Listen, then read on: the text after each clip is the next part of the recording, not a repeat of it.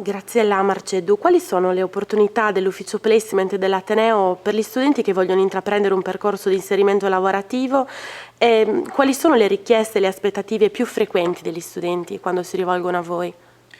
I nostri utenti, come hai visto, sono veramente tanti, sono persone neolaureate che sono alla ricerca di un'occupazione, ma forse ancora prima di un orientamento, quindi di capire qual è il lavoro giusto, in base alle loro esperienze, alle loro attitudini. Quindi noi forniamo proprio un servizio di supporto.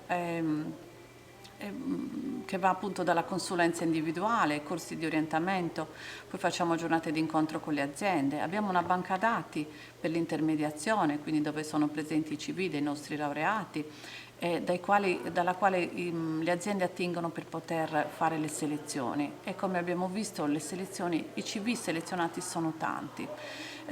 Diamo opportunità, l'Università di Cagliari possiamo dire che ha un ufficio placement che è il fiore all'occhiello di questo Ateneo, anche rispetto ad altre realtà che sono delle altre università italiane. E la partecipazione di oggi, come ha detto anche un laureato che è intervenuto per ultimo, dimostra che l'ufficio è conosciuto, che le persone danno valore a questo servizio.